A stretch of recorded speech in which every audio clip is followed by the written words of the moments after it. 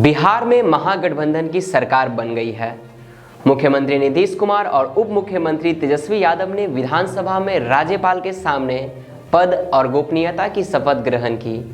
अब केवल कैबिनेट यानी कि मंत्री पद देने की बात रह गई है, यानी कि कौन सा मंत्रालय किस नेता को मिलेगा यह अभी तय कर पाना मुश्किल है। रक्षाबंधन के बाद जो पहली मीटिंग होगी उस समय यह पता चल जाएगा कि किस राजनेता को कौन सा मंत्रालय मिलेगा। इस बीच गृह मंत्रालय को लेकर चर्चा थोड़ी तेज हो गई है। इसमें देखना यह है कि गृह मंत्रालय किस मंत्री को मिलता है। गृह मंत्रालय नीतीश कुमार और तेजस्वी यादव के बीच में किसी एक के पास रहने की उम्मीद है। पिछली सरकार में मुख्यमंत्री नीतीश कुमार ही गृह मंत्रालय संभाल रहे थे।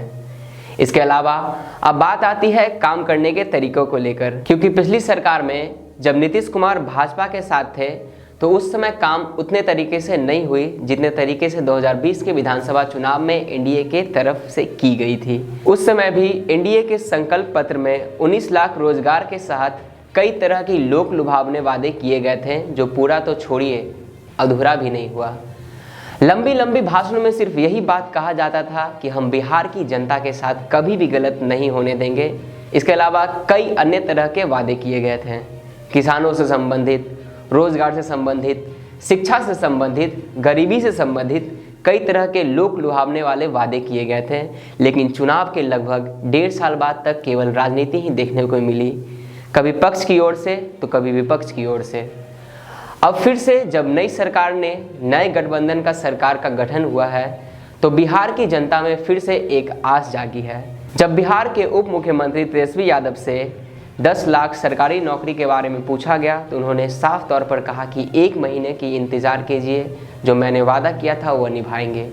शुरुआत में उन्होंने शिक्षा विभाग, स्वास्थ्य विभाग तथा अन्य विभाग में लगभग 5 लाख रिक्त पदों को भरने की बात कही है। इसके अलावा उन्होंने यह भी कहा है कि जब बिहार में नए नए उद्योग धंधे लगाए जाएंगे तो उस समय भी कई नए पद सृजित होंगे। इस बात से यह पता चलता है कि तेजस्वी यादव बंद पड़े कई उद्योग धंधों को फिर से लाएंगे और नए उद्योग धंधों को भी बढ़ावा देंगे। इसके अलावा उन्होंने किसानों पर कर्ज माफी की भी बात कही है। साफ तौर पर यह देखा जा रहा है कि लोग मुख्यमंत्री नीतीश कुमार से ज्यादा उप मुख्यमंत्री तेजस्वी प्रसाद यादव से आस लगाए बैठे हैं, और इसका एक कारण यह भी है कि इस महागठबंधन में तेजस्वी यादव यानी आरजेडी का विधायक जदयू के मुकाबले ज्यादा हैं, यानी अप्रत्यक्ष रूप से सरकार आरजेडी ही चलाने लग वाली है। क्योंकि पिछली सरकार में भी नीतीश कुमार मुख्यमंत्री थे, लेकिन सबको पता है कि सरकार बीजेपी चला रही थी। अब देखना यह है कि इस महागठबंधन की सरकार में जनता से की कई गई वादे को पूरा किया जाता है कि नहीं।